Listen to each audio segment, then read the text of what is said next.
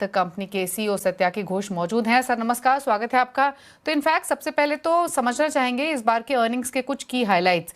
In fact overall जो performance रही है वो काफी स्टेबल रही है, बट कौन कौन से वो पैरामीटर्स या ट्रिगर्स रहे जिसने ओवरऑल अर्निंग्स को सपोर्ट किया है?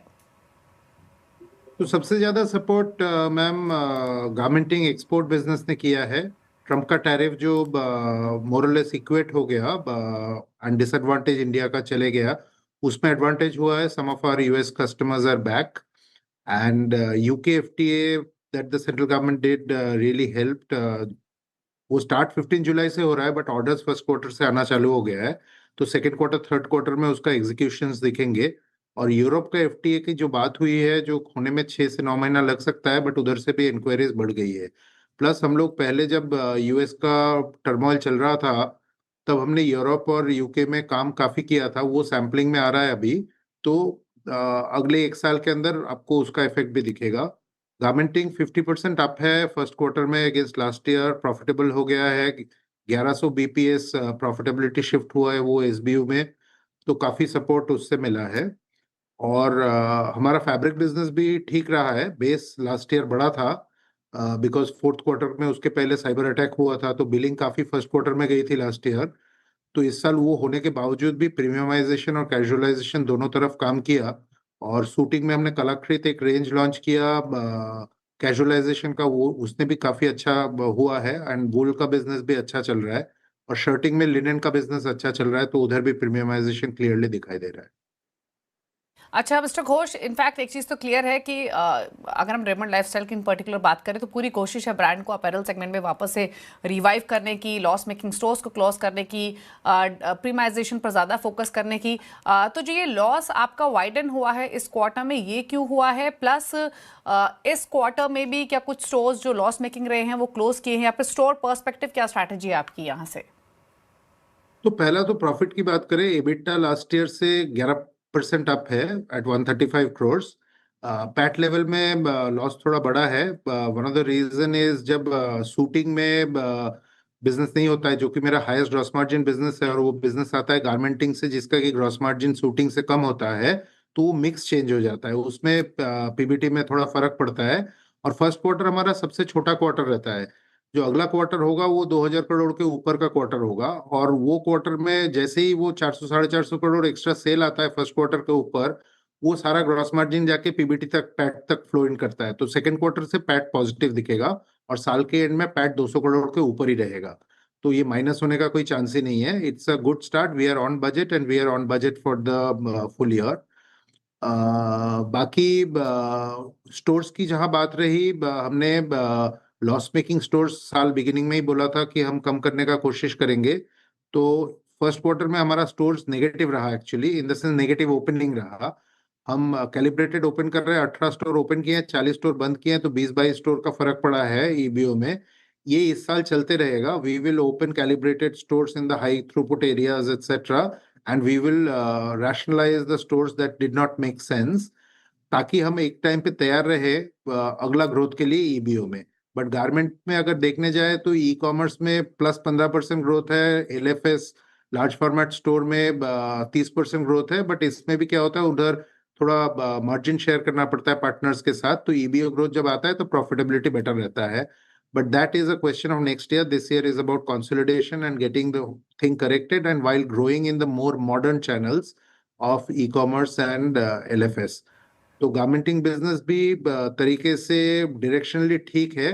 जब ईबीओ खुलना चालू होगा तो प्रॉफिटेबिलिटी जंप दिखाई देगी। ओके अच्छा, गारमेंटिंग बिजनेस से जुड़ा हुआ एक सवाल और, जैसे आपने कहा इनफैक्ट हमने देखा भी कि रेवेन्यूज यहाँ पे ऑलमोस्ट 50% जंप होते हुए दिखाई दिए हैं। तो एग्जैक्टली क्योंकि अगर नए क्लाइंट्स की बात करें ऑन बोर्ड आने की ग्लोबल फ्रंट पे, या फिर टोटल ऑर्डर बुक को समझें इस सेगमेंट में, तो वो क्या है और क्या आगे आउटलुक है आपका गारमेंटिंग बिजनेस के साथ साथ हाई वैल्यू कॉटन शर्टिंग को लेकर या फिर ब्रांडेड अपैरल सेगमेंट को लेकर?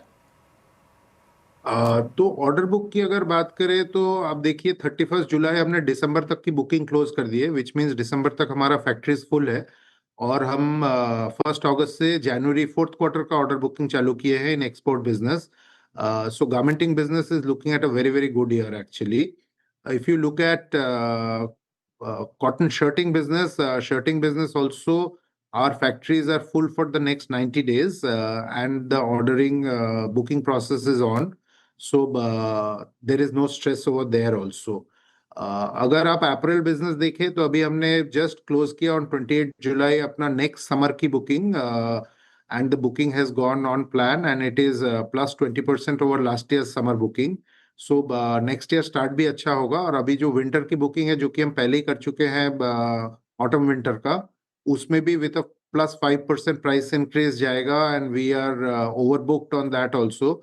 So from a volume perspective, value perspective, there'll be no problem. From a profitability perspective, like I said, the channel mix affects in that, and जब EBOs खुलना चालू होगा तो profit jump तब ज्यादा चालू होगा.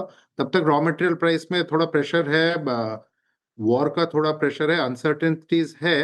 बट जहां तक हमें लग रहा है कि हमारा फर्स्ट क्वार्टर अच्छा गया है, बजट से ऊपर है हम लोग. और सेकेंड क्वार्टर शादी season etcetera marriage season dates fourth quarter में बहुत अच्छा है. Your festivities are spread between Onam in this month and Ganpati next month and Pujo month after that and Diwali month after that. So there is a long festivity season and we are really positive of our apparel business during this season. Q2, Q3 में आपको अच्छा growth दिखाई देगा इसमें. Okay अच्छा, इसके अलावा जो इमर्जिंग बिजनेस सेगमेंट हैं जिसमें एथनिक्स भी है, रेमंड होम है, पार्क एवेन्यू है, किस तरीके की ग्रोथ इस ओवरऑल इस सेगमेंट में देखने को मिली हो और क्या आउटलुक है? और प्लस क्योंकि इनपुट कॉस्ट बढ़ रही है जैसे आपने भी मेंशन किया अक्रॉस इंडस्ट्री, तो मार्जिन स्लाइटली इंप्रूव होते हुए तो दिखाई दिए हैं, बट क्या ट्रेंड यहाँ से गोइंग फॉरवर्ड रह सकता है या फिर मार्जिन को मेंटेन करने के लिए हायर इनपुट कॉस्ट के साथ क्या स्ट्रैटेजी आप अपना रहे हैं? देखिए, इसके अंदर 2-3 छोटे छोटे बिजनेसेस हैं जिसमें हम लोग इन्वेस्ट कर रहे हैं अभी. इनरवेयर बिजनेस की अगर बात करें तो our product is getting very well accepted and we are going quite gung ho. We have had about 20% growth in innerwear business in Q1, but मेरा अंदाज है साल एंड तक ये 30% के ऊपर जाएगा. तो innerwear is moving really well, which is the Park Avenue innerwear. We will also launch Color Plus innerwear in the fourth quarter this year, so that business will come extra. In ethnics business, once again that store rationalization piece is going on. तो loss making जो stores थे ethnics के वो हम close कर रहे हैं. और एथनिक्स में थोड़ा बिजनेस मॉडल चेंज हो रहा है. At the high value item sherwanis etcetera will go to made to measure from made to stock. And in the lower segment मैंने प्राइसिंग के हिसाब से, प्रोडक्ट के हिसाब से, which is kurtas and bandis etcetera, we are going to also go to other channels apart from EBO. तो e commerce चालू हो गया है. Our D2C has already started. We are getting listed in the big marketplaces. तो वो चालू हो जाएगा. And we are also going to trade, and we have this huge channel called the Raymond Store, जिसमें हमारे सारे products होते हैं.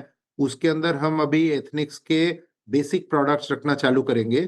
So the business, the ROC will start improving. Without store opening, हम business कहाँ से निकाल सकते हैं, वो ethnics का aim रहेगा.